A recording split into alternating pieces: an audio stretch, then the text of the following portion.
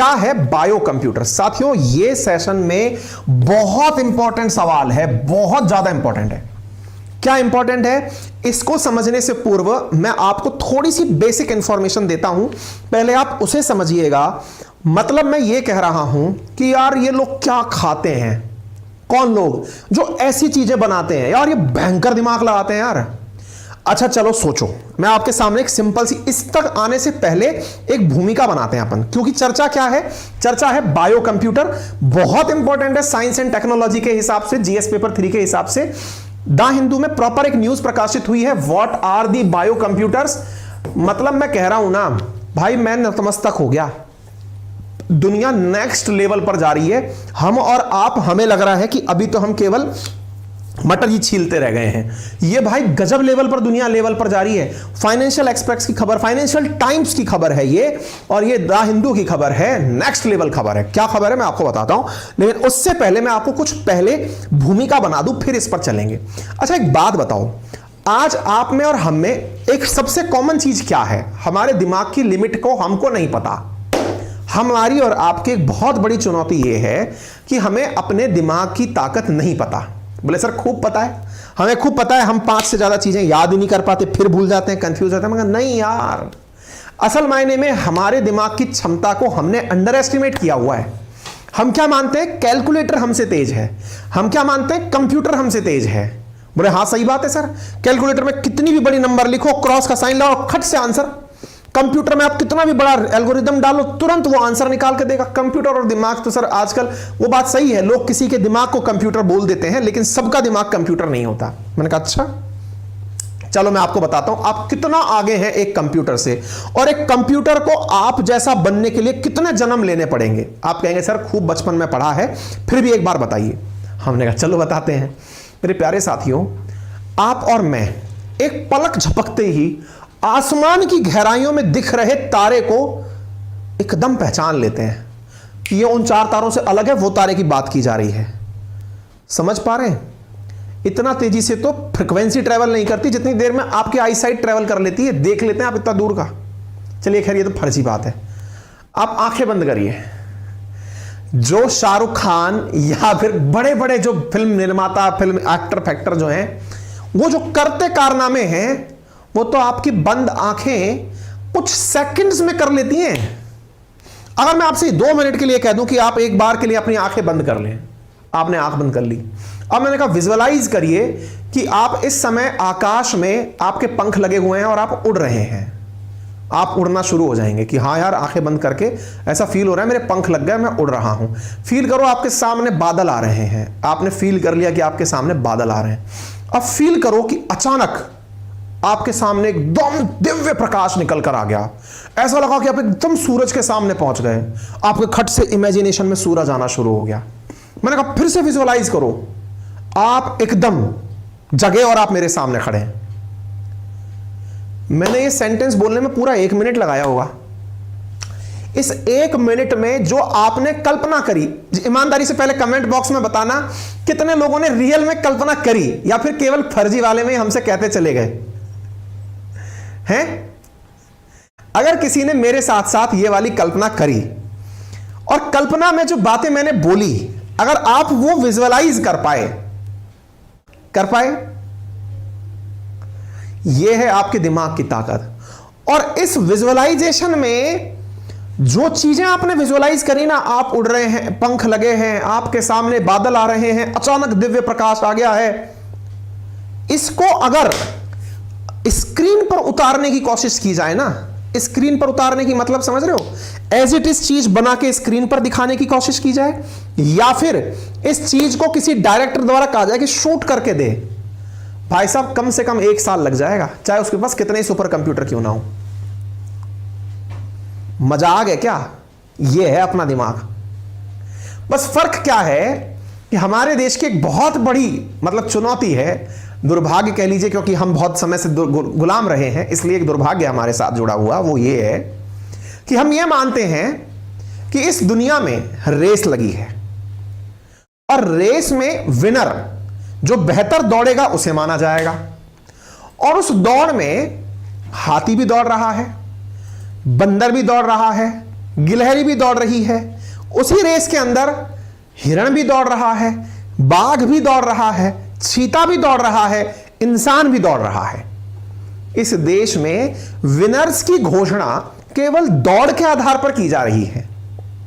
इस वजह से दिक्कत क्या हो रही है? हाथी को यह नहीं पता कि उसका पोटेंशियल क्या है। इसकी प्रॉब्लम यह है कि यहां पर बंदर को यह नहीं पता कि उसकी पोटेंशियल क्या है। मतलब समझ रहे हैं आप? हाथी को पता है कि वो चाहे तो कितने भी पेड़ उखाड़ सकता है, लेकिन परीक्षा कौन सी दे रहा है? वो परीक्षा दे रहा है दौड़कर जीतने की। अब वो जो दौड़कर जीतने की परीक्षा दे रहा है, उसमें बेचारा वो पीछे रह जा रहा है। उसे लग रहा है हाय राम, मेरा तो जिंदगी बर्बाद हो गया। ये परेशानी है।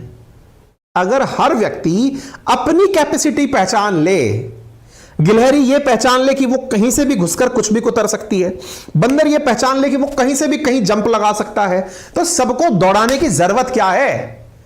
इसी कारण से हम अपने दिमाग को एनालाइज कर रहे होते हैं। मेरे दिमाग में ये फैक्ट नहीं रहता। अरे भाई, तेरे दिमाग की काबिलियत कुछ और है, तेरे दिमाग में कोई और प्रकार की इंटेलिजेंस है।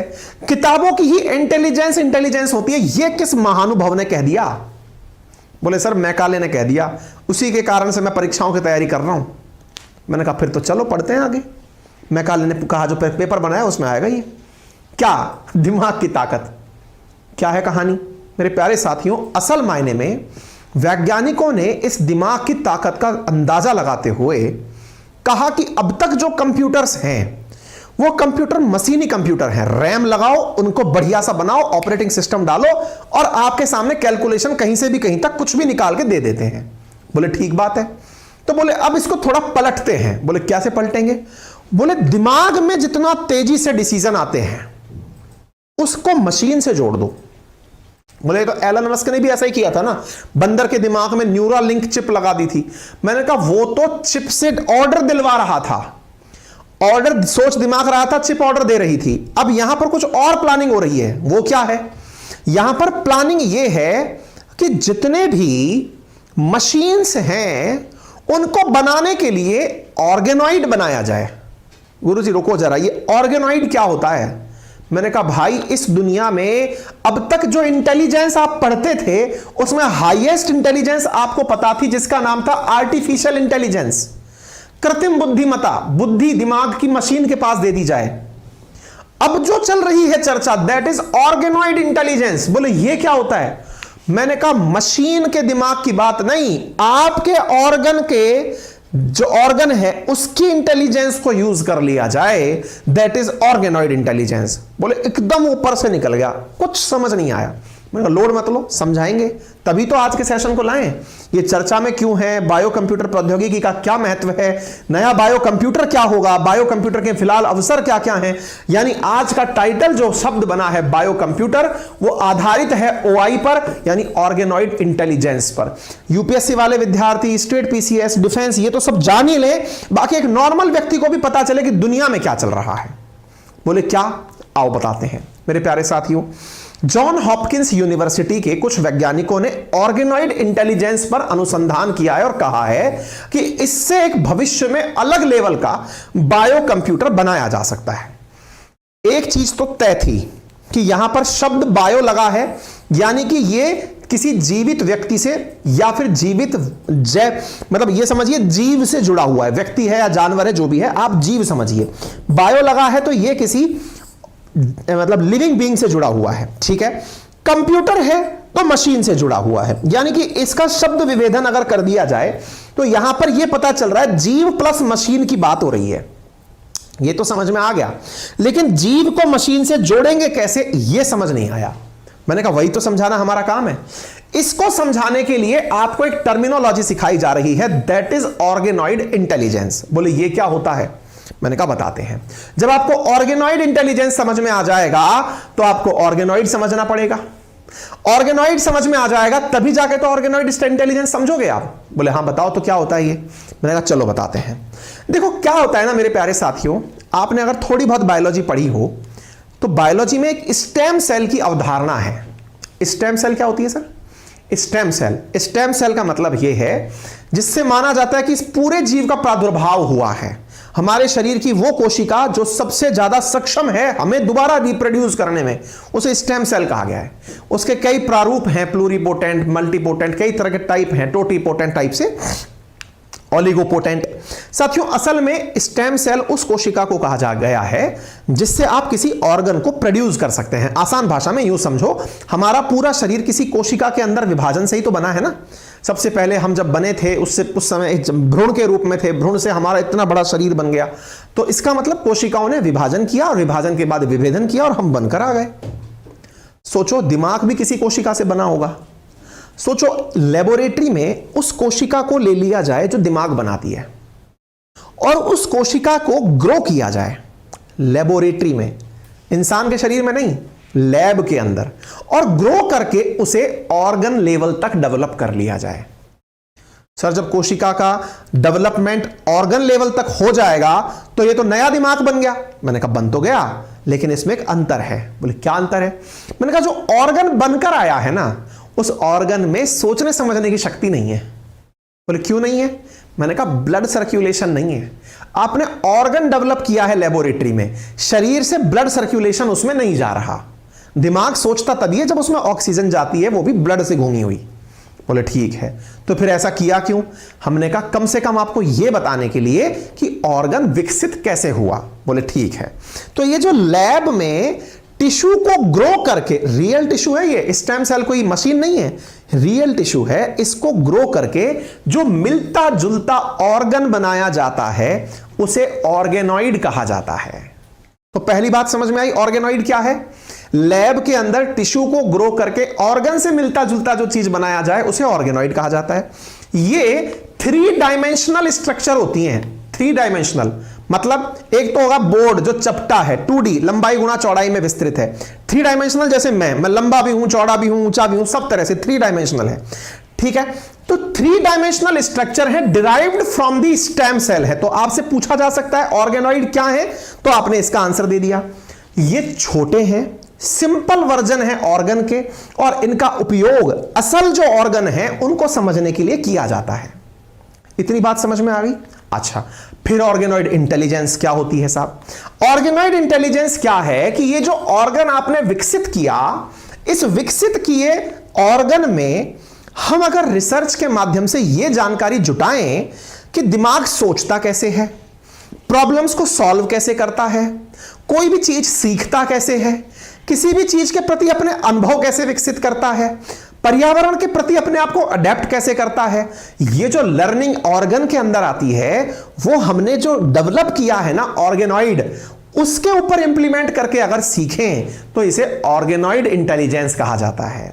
तो इस ऑर्गेनॉइड इंटेलिजेंस को लर्न करने में अगर न्यूरल स्टिमुलेशन दिया जाए तो ये ब्रेन ऑर्गेनॉइड हुआ, और इसके अंदर डेटा का एनालिसिस कर लिया जाए तो ये ऑर्गेनॉइड इंटेलिजेंस हुई।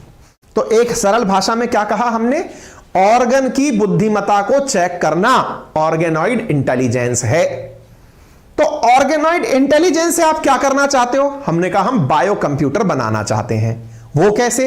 हमने कहा इसी के अंदर रॉड लगा दी जाए दिमाग में, जो आपने लेबोरेटरी में बनाया, इसी के अंदर अगर इलेक्ट्रोड लगा दिए जाएं ये जांचने के लिए कि कैसे ये कंप्यूटर की तरह काम करेगा, तो इसे बायो कंप्यूटर कहेंगे।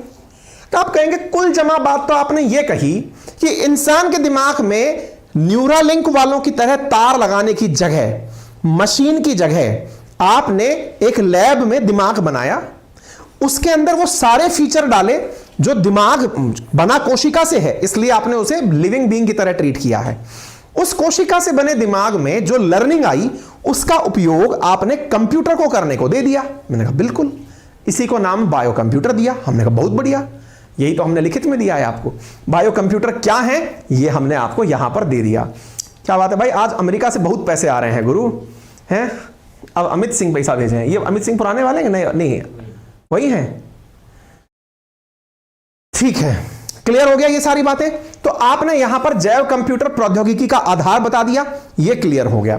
अब बायो कंप्यूटर क्या है, ये सारी बातें मैंने आप लोगों को यहां पर सुनाकर दे दी। ठीक है ना, यहां तक समझ में आ गया? इसके बाद में आपने यहां पर बायोलॉजिकल कंप्यूटर किस तरह से काम करते हैं वो मैंने आपको बता दिया। ये जो असल मायने में अब चर्चा निकल कर आ रही है, यहां जाकर के जुड़ती है नैतिकता। क्या ऐसे तो कुछ पता ही नहीं चलेगा सर, इंसान के अंदर मानवता कहां रही, इंसानियत तो बर्बाद हो गई, इंसानियत का क्या करेंगे सर, ये तो सब तबाह हो गई। तो ये जो आपके दिमाग में नैतिकता से जुड़े हुए शब्द हैं, ये जब भी बायोलॉजी से रिलेटेड कोई भी रिसर्च होगी उस पर हमेशा कनेक्टेड मिलेंगे। ठीक है, तो हमने बायो कंप्यूटर से क्या क्या किया जा सकता है, मस्तिष्क की संरचना को समझा जा सकता है, कनेक्शन स्वास्थ्य को समझा जा सकता है, पार्किंसन जैसे जो विनाशकारी रोग हैं उनके ऊपर उसका इलाज किया जा सकता है, माइंड से रिलेटेड जो विकृतियां हैं उनका एनालिसिस किया जा सकता है, यह समझा जा सकता है कि इंसान किसी प्रकार की परिस्थिति में कैसे रिएक्ट करेगा। जैसे कोरोना का जब लॉकडाउन लगा तो वैज्ञानिकों के लिए, साइकेट्रिस्ट के लिए यह समझना बहुत बड़ा चैलेंज था कि अचानक किसी को यह पता चलेगा कि लॉकडाउन लग गया तो वो रिएक्ट कैसे करेंगे। तो रिएक्शंस को अगर नोट करना है तो यहां से पता चल जाएगा। बात समझ पा रहे हैं? यानी एक प्रकार से बायो कंप्यूटर व्यावसायिक उपयोग के लिए तैयार किया जा सकता है। भविष्य में यह माना जा रहा है कि बायो कंप्यूटर्स की वजह से बहुत सारे एक्सपीरियंसेस दिमाग पर, वहीं पर लेबोरेटरी में लिए जा सकेंगे। विचार करिए साथियों, आप आज क्या होता है ना, जैसे मैं आपको एक सिंपल सी बात बताता हूं, ये बहुत ही आप में से जो लोग साइंस के हैं वो जानते होंगे, जो नहीं जानते वो थोड़ा सा समझे मेरे साथ। आज के समय में क्या होता है, जैसे मैंने ना कोई कार बनानी है, कार बना करके ये कार इतनी गति से जाकर उस दीवार पर लड़ेगी तो इसको क्या नुकसान पहुंचेंगे, इस सोचने की प्रक्रिया को सिमुलेशन कहा जाता है। सिमुलेशन, कल्पनाओं में उस प्रक्रिया को करके देखना सिमुलेशन है। अच्छा, वो जो सिमुलेशन करने की आपने प्रक्रिया अपनाई है ना, वो सिमुलेशन अब सोचो आपको दिमाग के रियल टाइम एक्सपीरियंस से जानने को मिलेंगे। आप पूछेंगे मुझे क्या लेना देना सिमुलेशन से? अरे मेरे भाई, ये जितने भी फाइटर जेट्स बनते हैं इनका जो पहला प्रयोग सफल होता है वो सिमुलेशन में होता है कि यदि इतनी तेज गति से फाइटर जेट उड़ेगा तो उसे कौन सी चुनौतियों का सामना करना पड़ेगा, सिमुलेशन से पता चलता है। ऐसी चीजें अब लेबोरेटरी के अंदर रियल टाइम एक्सपीरियंस से पता चलेंगी, अनुभवों की वैल्यू जुड़ेगी। तो ये नेक्स्ट लेवल रिसर्च है जो कि यहां हो रही है। उम्मीद है आपको ये बात समझ में आ गई। ठीक है, तो नैतिक मुद्दों पर चर्चा होती रहेगी। प्रीवियस ईयर 2020 में इससे रिलेटेड कुछ क्वेश्चंस पूछे गए हैं, आप इसको ले सकते हैं। हालांकि ये ब्रेन से रिलेटेड क्वेश्चंस है, आप इन्हें देख सकते हैं। ठीक है, उम्मीद है जानकारी पसंद आ रही हो। अगर आ रही हो तो अपने सभी मित्र साथियों से साझा करें। इसके साथ साथ जो आज जानकारी है वो ये, आपके लिए कमेंट बॉक्स में हमने एक लिंक पिन किया है जो हमारे एप्लीकेशन का है। यदि आप में से कोई भी प्यारा साथी यूपीएससी लेवल की भी तैयारी कर रहा है तो उसके लिए भी यह कोर्स एक फाउंडेशन कोर्स की भूमिका में रहेगा। कोर्स शुरू हो चुका है, जो क्लासेस निकली हैं वो उन्हें रिकॉर्डेड फॉर्म में मिल जाएंगी। लाइव क्लासेस ऑलरेडी चल रही हैं, मंडे टू फ्राइडे चल रही हैं। इसी तरह बोर्ड से क्लासेस ली जा रही हैं, 9 रुपीज है। ठीक है साहब, उम्मीद है आपको ये जानकारी पसंद आई हो। अगर जानकारी पसंद आई हो तो अपने सभी साथियों के साथ इसे साझा करें। चैनल पर नए हैं तो चैनल को सब्सक्राइब करें। बड़ों का सम्मान करें, छोटों को प्यार दें और अपना व्यक्तित्व इस प्रकार से विकसित करें कि महिलाएं आपके साथ सुरक्षित महसूस करें। सेशन के अंत में हमें कमेंट बॉक्स में जरूर बताएं कि आपको आज का यह सेशन कैसा लगा। धन्यवाद।